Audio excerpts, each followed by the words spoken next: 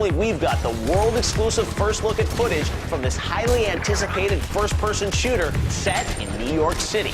About this game, they wanted to play it. So with Crysis 2, you guys have announced that it's going to be on Xbox, it's going to be on PlayStation 3, and of course on the computer. Yes. Give actually a character arc. In Crysis 1, we had the nanosuit as a toolkit. You know, right. You were playing Nomad as a character, and Nomad was sort of just equipped with a tool of technology, but it wasn't clear what it is about. And with Crysis 2, I wanted to tell a story on an arc where the nanosuit transforms over time. Okay. And the difficulty comes from the challenges and from the quality we set to ourselves. You know, we could have done a console game quite much 3-4 years ago already, right, as well. But we said we don't just want to appear in a console. We want to have the same quality experience as Crysis made on PC. Predator, play like a superhero, or play like a tank. Now we're supporting that fully in Crysis 2 through the default implementation of what the nanosuit has to offer. So do you have the same 4 powers people can use in Crysis 2? You have all the same powers that you had in Crysis 1. They're all there, but they're combined already together for you in certain ways. So you need to run fast and jump, we put those together. That's on the base nanosuit by default. You still have the ability to cloak and you still have armor, but then even those are expanded further out to push the core away. So this is nanosuit. So, you know, beyond just stealth, when you're in stealth mode, there's a lot of things that support the way that you play. Extra nanosuit powers. One of the big things that we're doing in Crysis 2 that wasn't in Crysis 1 is we allow you to customize the nanosuit. So what we're not doing, it's not about paint schemes or color or anything like this. It's meaningful changes to the suit. So you imagine you have like some modules that you can turn on and choose what you're doing. Much in the same way in Crysis 1 we allowed you to customize your weapon.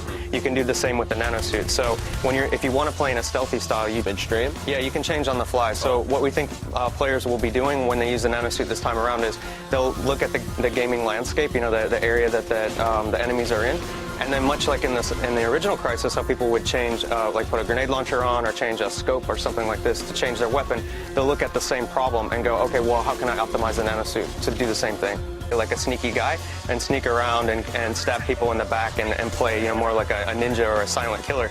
You can play that way. But if you want to jump right into huge action and have grenades and rockets and explosions going off around you and survive, you know, 8 people shooting you at once, then you can do that as well. So are you going to have a lot of vertical gameplay in this game? That would be a boring thing to do. There wouldn't be much interesting things to do. But what you can do is, you know, within a gameplay space, because the suit is so powerful, you can basically move up and down 1 or 2 stories quite easily. So you can jump on top of trucks and then jump from a truck onto a low roof and run across. There's a up and down aspect to the gameplay spaces, and the enemies that you fight will challenge that as well.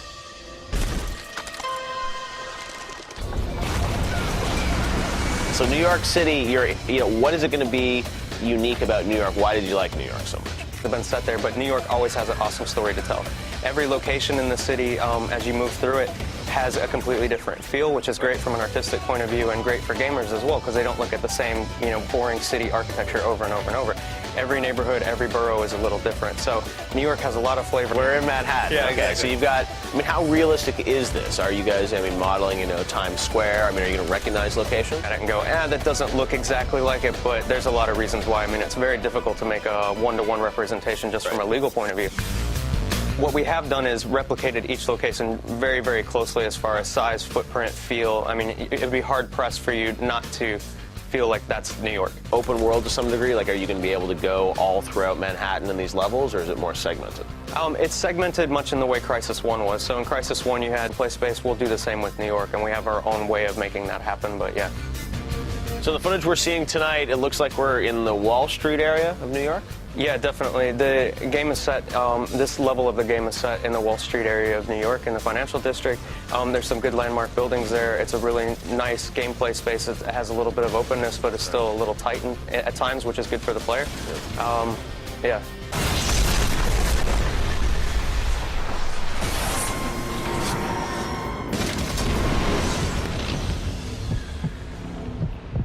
Of Crysis 2 for the first time, head on over to GameTrailers.com.